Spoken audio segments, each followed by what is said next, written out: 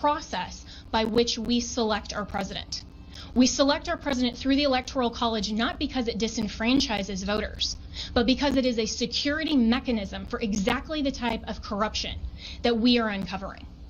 And every American should be grateful and thankful that our founders had the foresight to put in those protections and provisions to make sure that your legitimate legal vote is not disenfranchised. That is what we are advocating for. Step out of your role as a journalist and actually go into a courtroom and you are a judge on a bench that has sworn an oath to be unbiased in our separation of powers, then your opinion does not matter. The facts matter, the truth matters, and if you are fair reporters, you will cover that fairly and appropriately, and you will allow coverage of our media team here and our legal team. That is absolutely shocking that all you cover are around the margins, and I've seen all of you taking pictures right now, and I can anticipate what your headlines are going to be. If you are not willing to talk about the evidence that has been presented, then that is absolutely unacceptable for journalistic standards. This is an opening statement. This is something where we have told you what the evidence will show, and we have given you a brief description. That happens in a courtroom all the time, where that's not the fact-finding process. That is just an overview. That is what we have given you today because the American people deserve to know what we have uncovered in the last couple of weeks. Remember, this is such a short time frame. And this is an elite strike force team that is working on behalf of the president and the campaign to make sure that our Constitution is protected. We are a nation of rules, not a nation of rulers. There is not someone that just gets to pick who the next president is outside the will of the American people. And that is our task, because when we talk about voter fraud, it's actually election official fraud. That cannot stand. The Constitution requires that the state legislatures are the ones that make election law. It still has to go by the U.S. Constitution. But what has happened in this case is that state and local level officials, and all the way up, have changed the rules. That's what the Democrats do. If they don't like the rules, they change them. And they change them at the last minute. They manipulate them. They want to tear down our American system.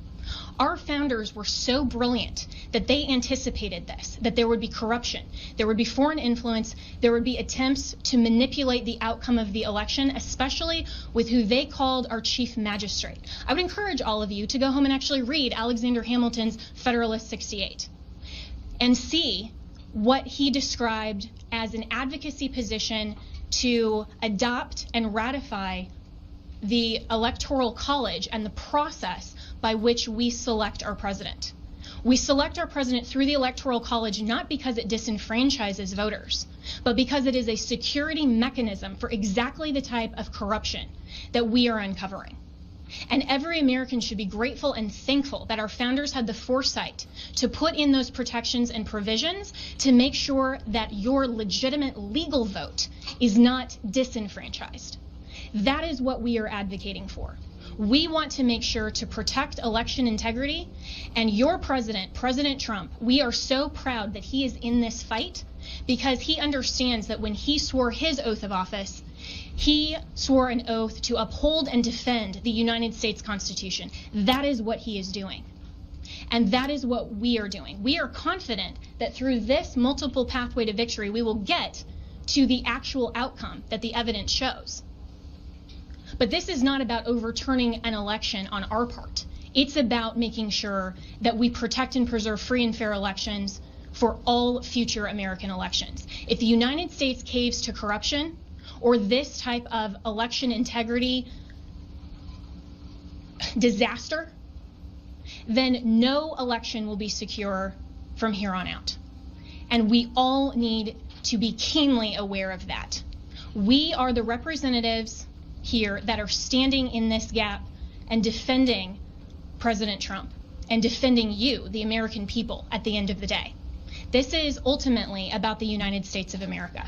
And we want to make sure to protect and defend that. And as my colleagues have said, we will not back down. We won't be intimidated. President Trump will not be intimidated. You, the American people, should not be intimidated. You, the press, should cover this fairly and should know that this matters to election integrity, and it matters to the future of our nation. So we have given you an overview, but recognize this is not a court of law. We will get there, and we have time, and we have constitutional provisions that will step in when we show the corruption and the irredeemably challenged and overturned votes that are absolutely corrupt in all of these counties. It is irredeemably compromised. We will show that, but you have to give us that opportunity. This has been just our opening statement, and we have an opportunity to get there, and we have time, and we will do that. This is the United States of America, and we stand proudly for President Donald J. Trump. Thank you. One more point. The world is watching this. I have gotten multiple emails from people in other countries who watch the same pattern happen there. We have witness testimony that the same things were done in those countries as this was exported from Venezuela and by Maduro and by Mr. Chavez and by Cuba. And of course, we know China also has a substantial presence in Venezuela and substantial interest in making sure that President Trump does not continue in office. This is the consummate foreign interference in our election in the most criminal way you can possibly imagine. It must be shut down. We know, for example, that one of the Dominion's highest level employees or officers went to Detroit himself to man the Detroit Operations Center, where he could watch the votes coming in real time and decide what file folder in the system to put those votes into. That's why you see massive spikes after hours when people were told that all the votes were in and all the votes were counted. Many Dominion employees have already reached out to us to tell us the truth. They are Americans who want to ensure election integrity like we do. I would encourage every Dominion or Smartmatic employee who is fed up with the corruption in this country to come forward as soon as possible, because these are serious federal offenses that I am confident the Department of Justice will be in pursuit of in very short order if they are not already.